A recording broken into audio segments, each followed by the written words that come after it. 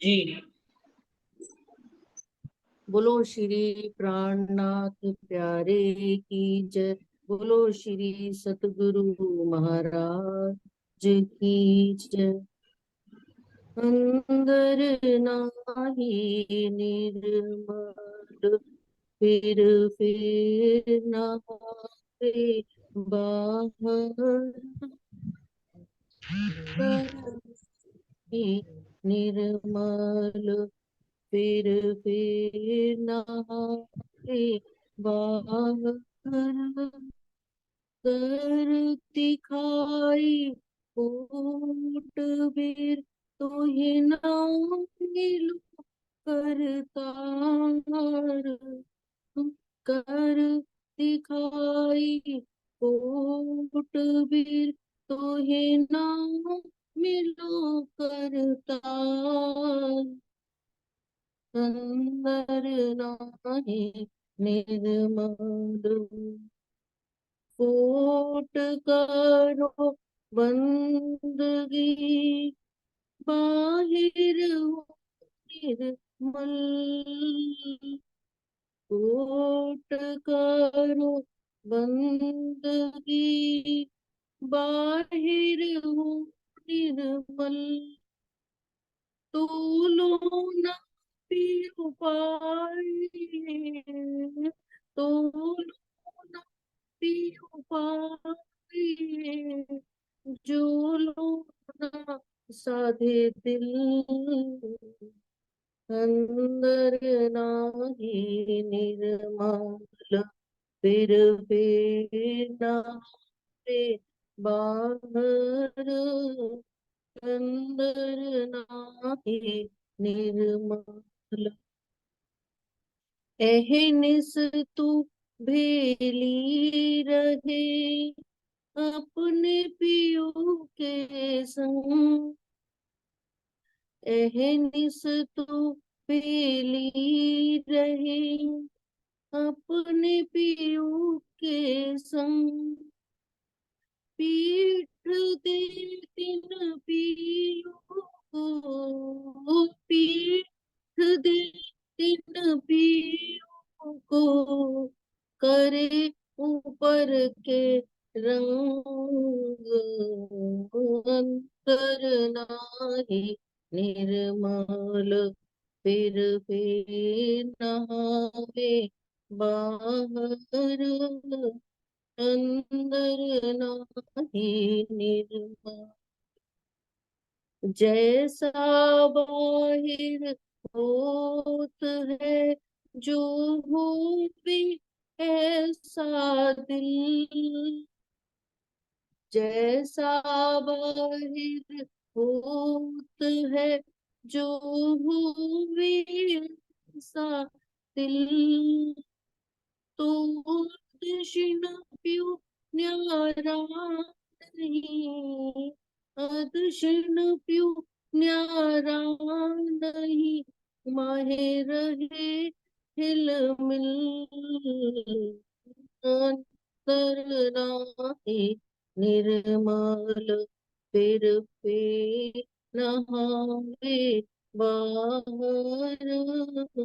अंदर नाही निर्मल, तू आपे न्यारी होत है, प्यू नहीं तुझसे दूर। तू आपे न्यारी होत है, प्यू नहीं तुझसे दूर। पर्दा तू ही करत है, पर्दा तू ही करत है। अंतर नाड़ेनु, अंदर नाही निर्मल, फिर नहावे बाहर। अंदर नाही निर्मल, कर दिखाई कोट बिर, तो ही ना मिलो कर तार। कर दिखाई कोट बिर तुहि ना मिलो करतार। अंतर नाही निर्मल फिर नहावे बाहर। अंतर नाही निर्मल। बोलो श्री प्राणनाथ प्यारे की जय। बोलो श्री सतगुरु महाराज की जय। प्रणाम। प्रणाम जी। सभी सुंदर साथ जी को प्रेम प्रणाम जी। शुरू करते हैं सुंदर साथ जी।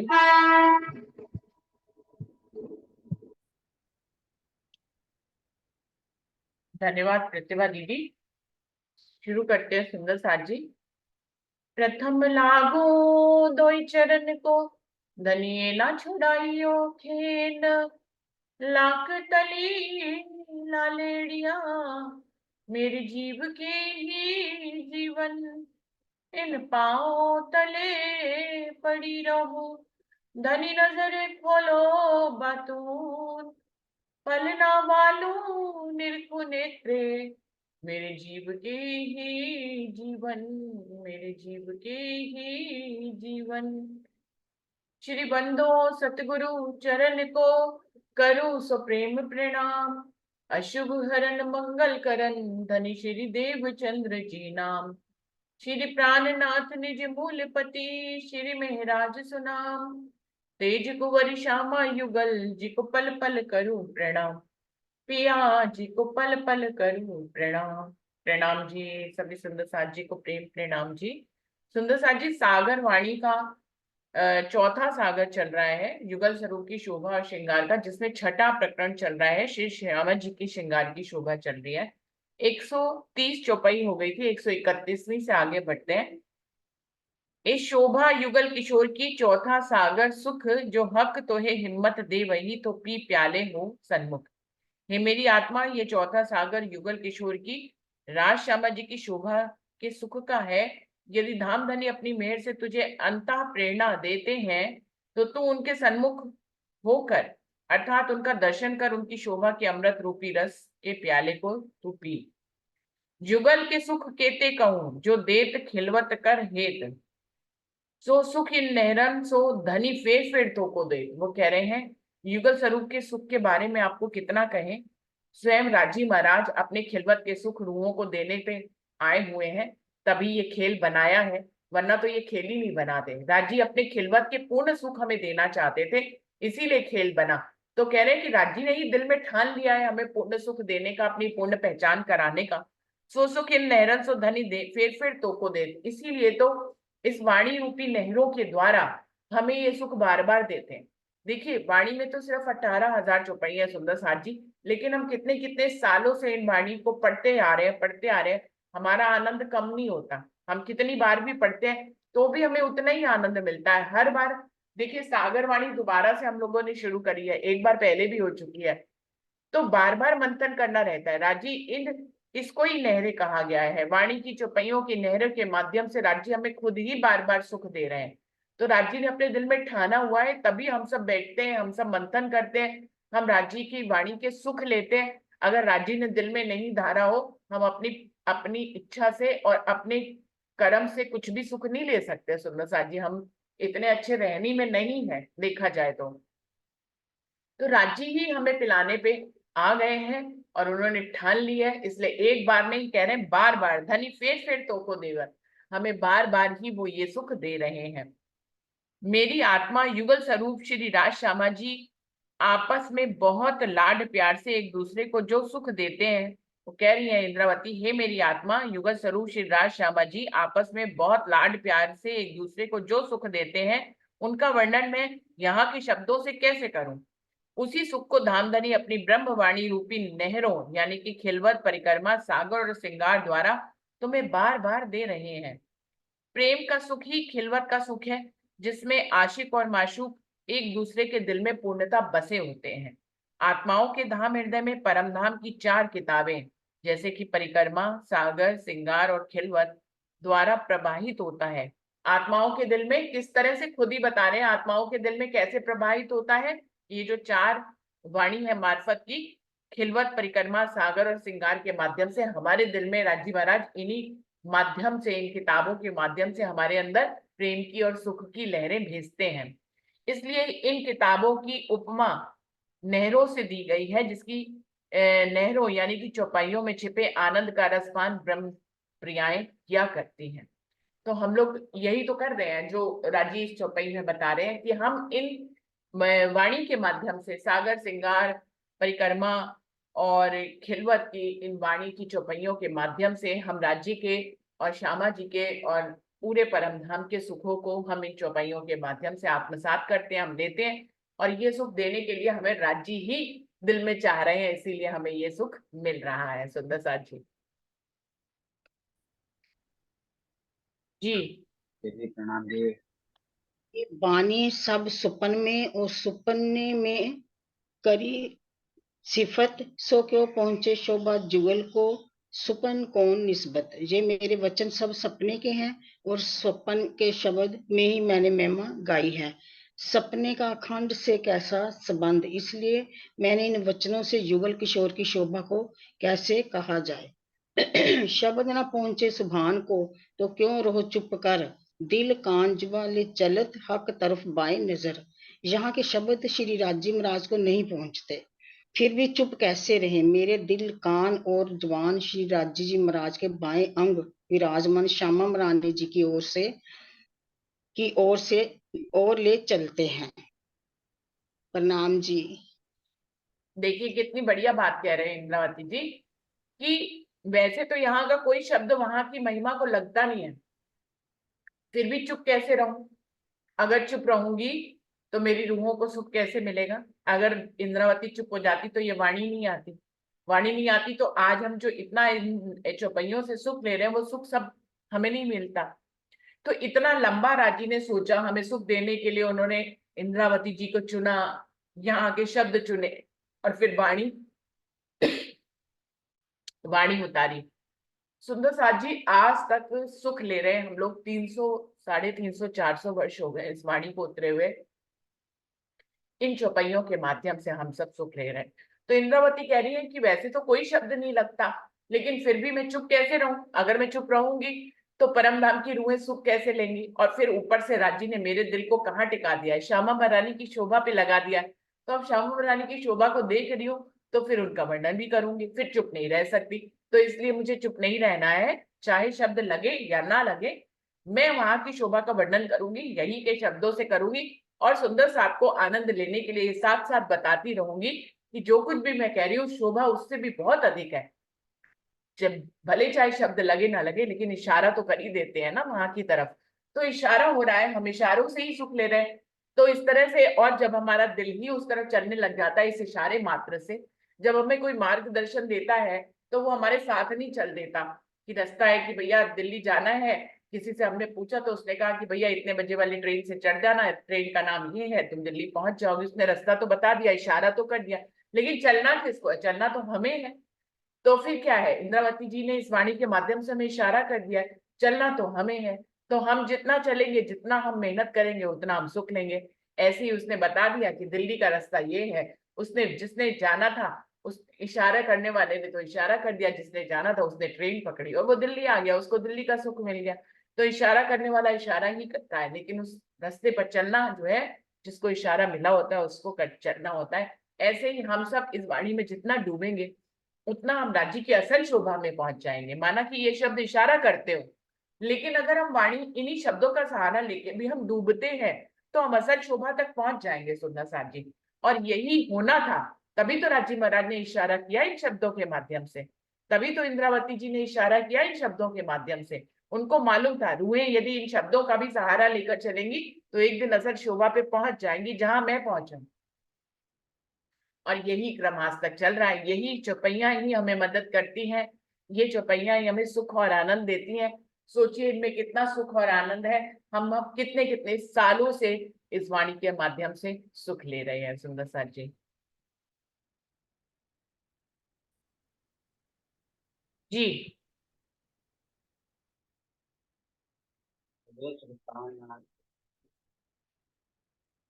एते दिन ढाके रहे तीन कही ना हकीकत, जो अंजू न बोलत दुनी में, तो जाहिर होए ना हक सूरत।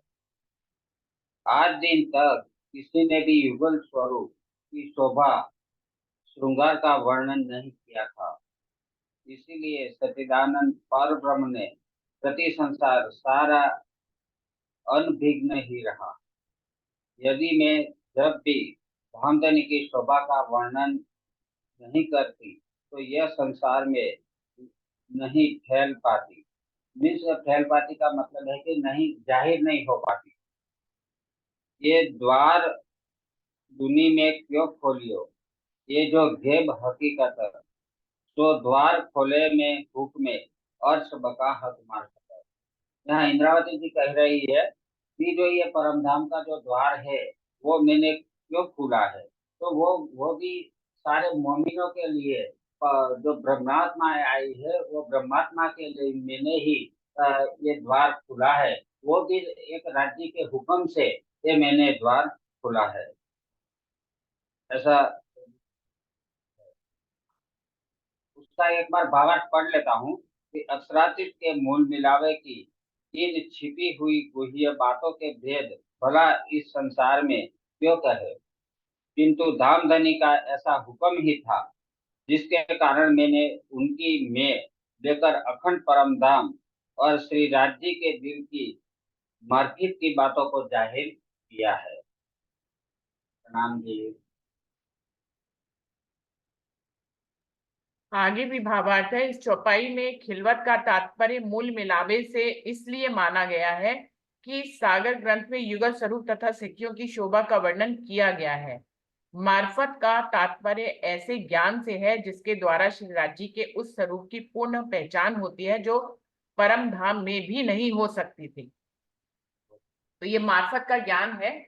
इंद्रावती जी कह रही है कि अभी तक तो दुनिया ढूंढ ही रही थी पूर्ण पारब्रह्म को, कभी उसके बारे में जानती नहीं थी। आज राजी महाराज ने मुझे चुना और खुद उन्होंने भी अपने दिल में ये चुना कि अब पूरी दुनिया को खबर हो जानी चाहिए पूर्ण पारब्रह्म परमात्मा की, जिसके लिए लोग तपस्या कर रहे हैं, अग्नि में बैठ रहे हैं, पर्वतों पे जा रहे हैं, अकेले निवास कर रहे हैं, सालों सालों तक कोई तो कपड़े नहीं पहनते, कोई कैसे रहते हैं बारिश में, कितनी फोटोएं आती है, कितने संत महात्मा क्या क्या नहीं करते हैं। तो खुद अक्षरातीत पूर्ण पारब्रह्म ने ही दिल में ये धारण कर लिया कि पूरी दुनिया को अब अक्षरातीत की खबर होनी ही चाहिए।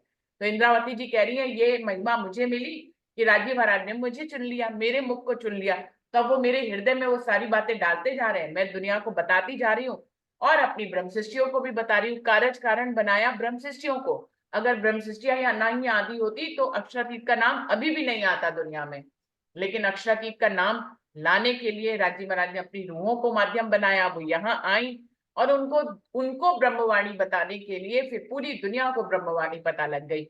तो ये सौभाग्य इस बार खाली ब्रह्मशिष्यों का ही नहीं है सुंदर साथी, पूरे ब्रह्मांड का ये सौभाग्य है कि इस बार अक्षरातीत पूर्ण पारब्रह्म अपनी वाणी लेके, अपनी शोभा और श्रृंगार को लेकर यहाँ पर आए हैं। इस ब्रह्मवाणी में परमधाम की एक एक जर्रे जर्रे की बात बता रहे हैं, अपने नख से शिख तक के श्रृंगार को बता रहे हैं, अपनी महिमा को बता रहे हैं, जिनको ढूंढ ढूंढ के सारी दुनिया थकी थी, आज वो खुद से इस दुनिया में खुद ही अपने माध्यम से जाहिर हो गए हैं। तो इंद्रावती कह रही है अभी भी अगर मैं नहीं वर्णन करूंगी तो फिर कब वर्णन करूंगी, अब तो राज्य ही करवा रहे हैं मुझसे, तो मुझे तो वर्णन करना ही करना है। ठीक है। जी। हाँ जी। दुनिया से डांपे रहे अरस बका इतने दिन, रह तब भी डांपिया जो करे न रूम रोशन। अब तक दुनिया में अखंड परमधाम की हकीकत छिपी हुई थी, यदि मेरी आत्मा अब भी जाहिर ना करती तो ये ढकी ही रह जाती। एक खोले बड़ा सुख होते हैं, मेरी रूह और रूहन इनसे है यात्री पावही 14 तबक त्रैगुण। परम धाम के इस छिपे रहस्य को खोलने में मेरी रूह और रूहों का बड़ा सुख मिलता है। इससे 14 लोकों के ब्रह्मांड तथा त्रैगुण को भी अखंड मुक्ति मिलती है। प्रणाम जी।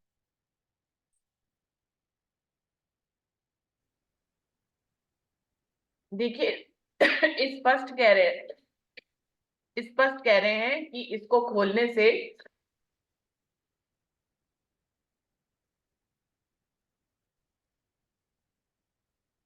कि मेरी रूह और आत्माओं की रूह को तो सुख होता ही होता है, पूरे ब्रह्मांड को भी हयाती मिलने वाली है इस वाणी से। जो जो इस वाणी से जुड़ता जाएगा, जो जो जीव, वो सब अखंड हो जाएंगे सुंदर साथ जी।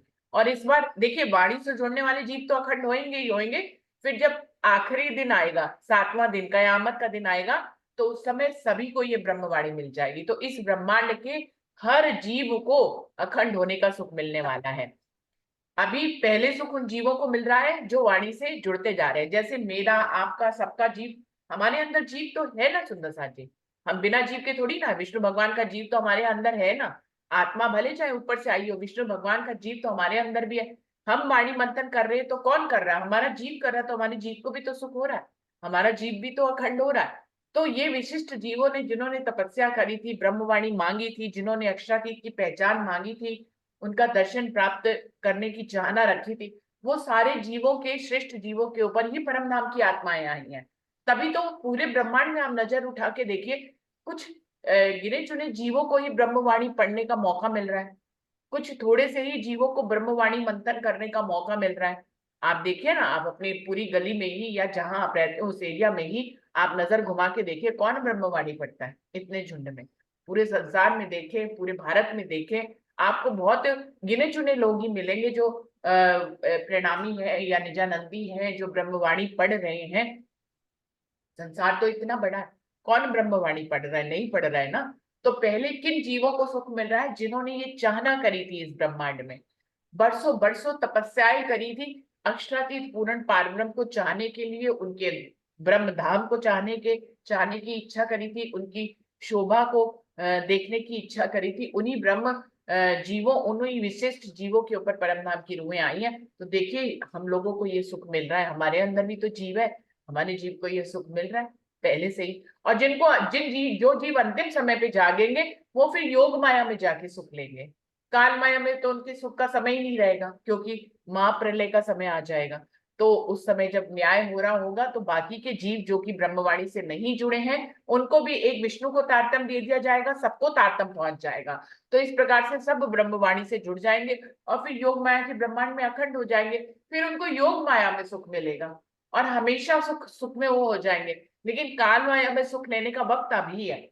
7वें दिन की लीला में जो लोग नहीं जुड़ पाएंगे, उनको उस समय मिलेगा, लेकिन योग माया में जाके। तो हमारे जीव धन्य है, क्योंकि हमारे जीवों ने तपस्या करी थी, इसलिए उन्हें काल माया के ब्रह्मांड में भी सुख लेने का मौका मिल रहा है। अंतिम समय में तो सबको सुख मिल जाएगा। हम विशेष हैं, हमारी हमारे जीव भी विशेष है, इसीलिए तो हमें वाणी मंथन का मौका मिल रहा है, हमें राज्य से जुड़ने का मौका मिल रहा है, हमें ये सुख लेने का मौका मिल रहा है। जी। प्रणाम जी। प्रणाम। क्यामत पहुंचे बिना तो ढापे रहे एते दिन, हक्के आखिर अपने कोल पर किए जाहिर आगू रूहन। अभी ऊपर वाली चौपाइयों में जैसे बताया है कि ये सुख तो ब्रह्म सृष्टियां ही लेगी ना, क्योंकि जिन उन जीवों पर बैठकर जिन्होंने चाहना की कि हमें पूर्ण ब्रह्म के हमें भी वो ज्ञान मिले, जिन्होंने पूर्ण ब्रह्म की चाहना रखी, अब वही जीव है। क्योंकि अगर जो चेतन शक्ति है, अगर वो निकल जाएगी तो क्या है, क्या आत्मा रह पाएगी वहां पर? नहीं रह पाएगी ना। तो ये जो रूहें हैं, इन जीवों के ऊपर बैठकर ही बल तो जीव ही कर रहा है ना। तो इसका कारण, क्यामत का समय आने से पहले परम धाम का ये ज्ञान जाहिर नहीं हो सका था। धामधनी ने क्यामत के समय परम धाम के अलौकिक ज्ञान के अवतरण करने का जो वचन दिया था, उसे अपने समय पर ब्रह्म सृष्टियों के बीच आकर प्रकट किया। क्योंकि जब मोहम्मद साहब गए थे, उन्होंने दर्शन किए, तो उन्होंने 90,000 हरफ सुनाए थे कि 30,000 तो जाकर कर्म कांड के इन पर चलाओ जाकर, और शरीयत के अगर कोई आपको मिलते हैं सुनने वाले तो उनको प्रकट करना। तो उन्होंने लिख तो दिए उसमें कुरान में, परंतु जो 30,000 थे वो कर ही नहीं पाए। तो वो अब जो बोला था क्यामत के समय में आखिर में खुद आऊंगा, तो अब आकर राजी महाराज का आवेश खुद जाहिर कर रहे हैं इंद्रावती जी के माध्यम से। फिर वो लिखा भावार्थ तफसीरे हुसैनी के संकेतों में ये वर्णन है कि क़यामत के समय अर्श अजीम का गुज ज्ञान अवतरित होगा। ये जो कहे मैं स्वरूप जुगल स्वरूप अनूप दई साहिदी मोहम्मद रू अल्लाह किए जाहिर अर्श स्वरूप। मैंने परमधाम में विराजमान युगल स्वरूप सिराज श्यामा जी की अलौकिक शोभा का जो वर्णन कर उसे सुंदर साथ में जाहिर किया है, उसकी साक्षी मोहम्मद साहब ने कुरान में दी है। और सतगुरु श्री धनी श्री देवचंद्र जी ने भी उसका वर्णन किया है। कुरान की व्याख्या तफसीरे हुसैनी में पारा 28 में पार ब्रह्म के स्वरूप के बारे में संकेत किया गया है। उसमें मोहम्मद साहब कहते हैं कि मैंने दिल की आंखों से शब्बे मेराज में 2 बार नूर में खुदा ताला को देखा। सूरे नूर पृष्ठ 113 अल्लाह का नाम ही नूर है। पारा 27 में 7वें आसमान से भी परे सदरतुल मुतहा सत स्वरूप और बैतुल मामूर अक्षर ब्रह्म की रंगमोहल हौज कोसर वो जमुना जी जो नहर का वर्णन कराया ना, वहां मैंने मेहर का सागर भी देखा। ये सारी बातें इशारतों में लिखी हुई हैं कुरान में। हजरत जब्राइल सदरतुल मुतहल्ला से आगे नहीं जा सके। अल्लाह ने कहा मेरे करीब आ जाओ, यहाँ तक कि जहां अल्लाह बैठे थे वहां तक वे नहीं पहुंच पाए। उन दोनों के बीच में धनुष के 2 कोनों के बराबर की दूरी थी। ये दूरी थी ना जहां पर जब्राइल फरिश्ता मोहम्मद साहब गए हैं, तो जब्राइल फरिश्ता जमुना जी को नहीं पार कर पाया। तो राजी महाराज ने अंदर से इश्क का मतलब भेजा, इश्क भेजा तो वो जाकर सामने दर्शन कर पाए। प्रणाम जी। रफ रफ का तखत भेजा, ऐसा कुछ है ना? रफ रफ का तखत। हाँ जी, हाँ जी। इश्क इश्क का रफ रफ मतलब इश्क पे, इश्क के बिना परम धाम के अंदर एंट्री नहीं है। तो रफ रफ का तख्त यानी कि इश्क भेजा, इश्क उनके अंदर डाला, तब वो मोहम्मद साहब परम धाम के अंदर प्रवेश कर पाए। जब्राइल के अंदर तो इश्क है नहीं, जब्राइल तो जोश का फरिश्ता है, तो वो योग माया के ब्रह्मांड तक ही रह जाता है, वो परम धाम में प्रवेश नहीं कर सकता। तो राजी महाराज ने रफ रफ का तख्त, ये कुरान की भाषा में है रफ रफ का तख्त, जिसका हम लोग मतलब ये होता है कि इश्क, जब तक इश्क भेजा, इश्क पे के माध्यम से ही वो परम धाम में प्रवेश कर सके।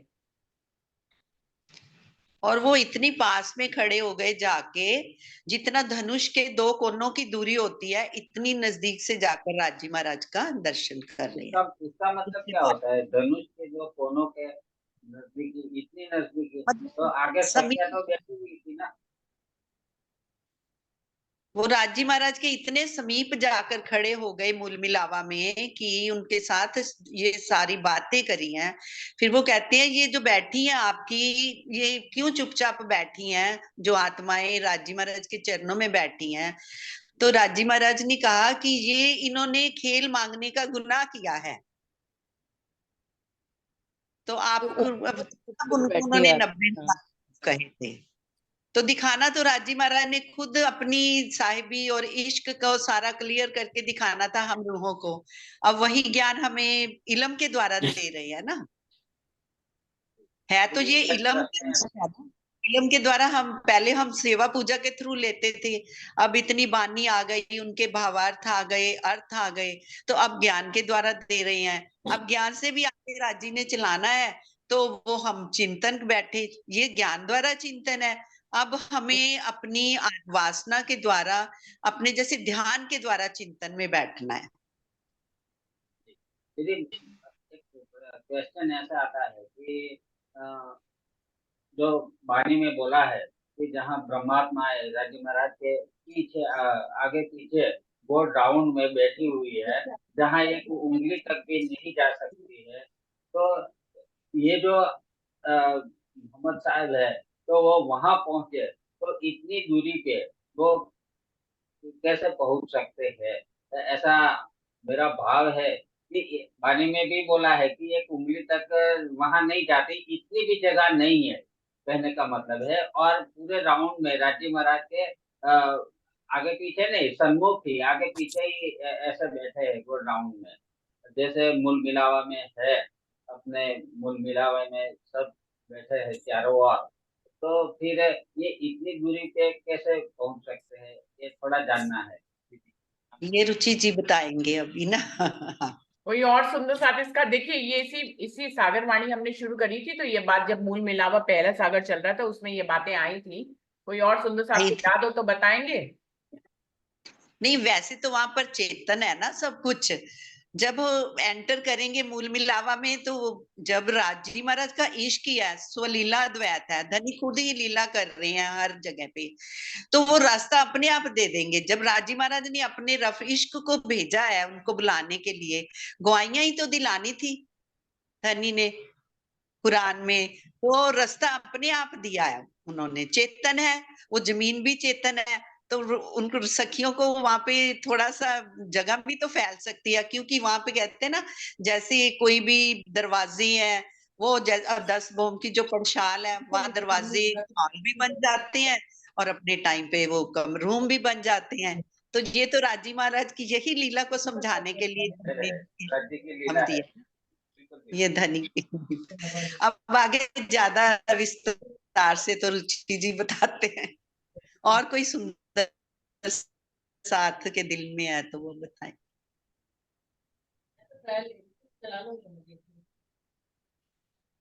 प्रतिभा दीदी आप कुछ कह रहे हैं?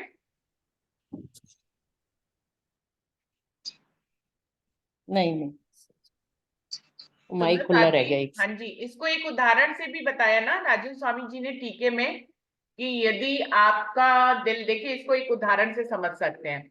मान लीजिए कि मैं अपने सूक्ष्म स्वरूप से, यानी कि जो हम ऐसा भाव लेते हैं कि मैं इस समय अपनी बहन के पास दिल्ली में जा रही हूँ, मान लीजिए मैं ऐसा भाव करती हूँ, ऐसा भाव लेती हूँ, और मैं सो भी नहीं रही हूँ, कोई सपना भी नहीं देख रही हूँ, मैं वैसे ही जागृत अवस्था में हूँ और ऐसा भाव लेती हूँ। कभी कभी खो जाते हैं हम कि हम वहां जा रहे हैं, हम वहां जा रहे हैं, नजारों में खो जाते हैं। तो ऐसे ही मैं अपने सूक्ष्म शरीर के माध्यम से जो है अपनी बहन के पास जाती हूँ। तो रास्ते में तो कितनी जगह पड़ेंगी जहां बहुत भीड़ होगी, तो मैं अपने सूक्ष्म शरीर से उस सबको पार कर जाऊंगी और सीधा अपनी दीदी के पास, सिस्टर के पास पहुंच जाऊंगी।